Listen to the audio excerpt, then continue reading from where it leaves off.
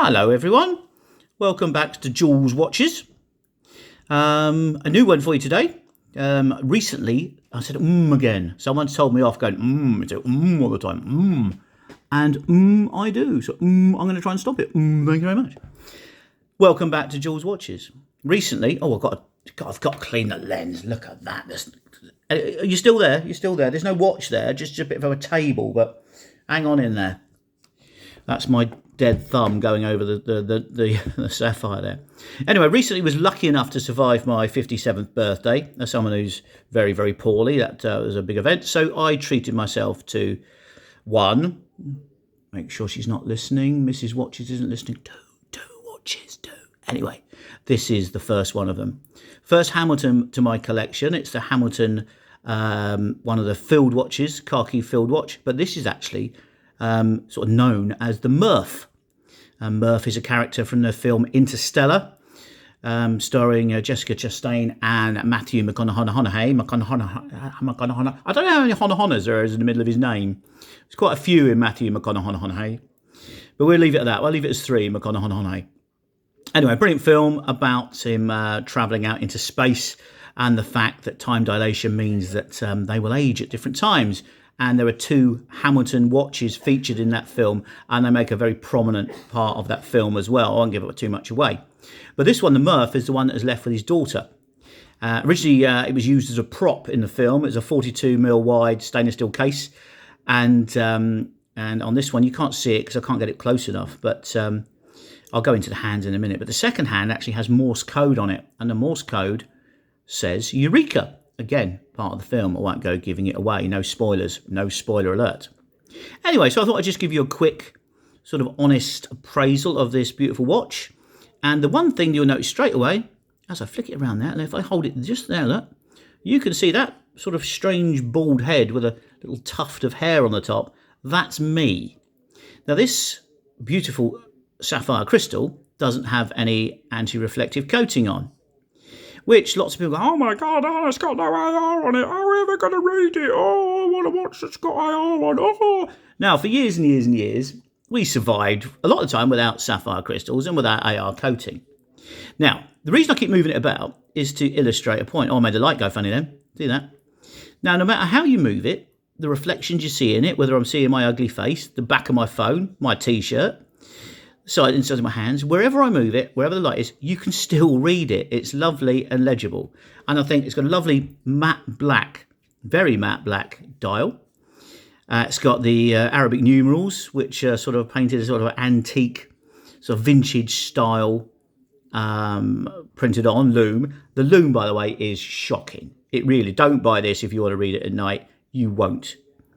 But in daylight, whatever the daylight, however bright the daylight is, you can still see it. Lovely and legible, and a lovely cathedral hands with a slight sort of patina on them. Again, filled with loom, but they may as well be filled with snot, to be honest. It doesn't glow in the dark, unless you've got snot that glows in the dark. I said 42mm case, brushed at the sides. Nice, just sort of basic brushing, but very well done. And although it's a bit dirty, because I've been wearing it today, cooking me omelettes, the bezel was a highly polished bezel. It doesn't move, it's just sort of integrated into part of the overall case. At the side, you've got, I might have told you before, I've got a dead left hand, and sometimes my left hand does stuff, and I don't know what it's doing. And at the moment, it's knocking the stand for the camera, and I don't know what it's doing, so sorry about that for moving about. The right hand is the one I've got control of, and look at that, it's useless. Anyways, a lovely oversized crown, I'm sort of knurling on it there. It's a push-pull crown, signed with the Hamilton H.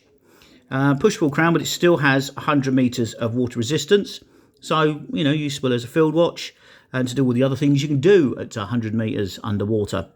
Probably most of the time drowned, to be honest, but there you go, unless you're supposed to be there.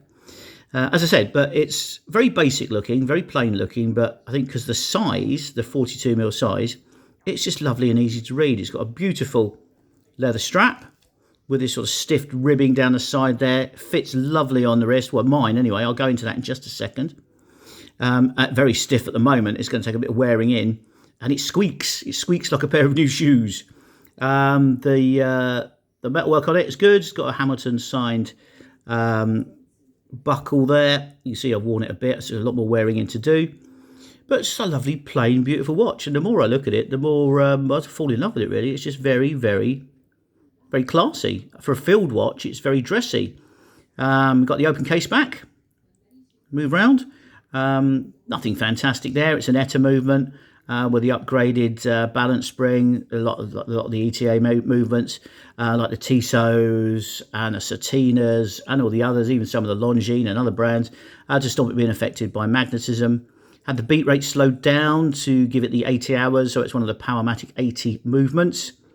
Now, a lot of things, people sort of moan about the fact that when they reduce the beat rate, they affect the sweep of the second hand, and it doesn't sweep as sort of cleanly as someone with a higher beat rate. Now, well, I might agree with that in some cases. With this one, because it's got such a lovely long second hand, the speed of the sweep, I don't think it's really affected. You got a lovely, just long, lovely contrast, and it just spins around there, hitting the minute track perfectly. I just think it's very good. So I don't think the slowing down the beat rate to get the 80 hours in has affected it at all.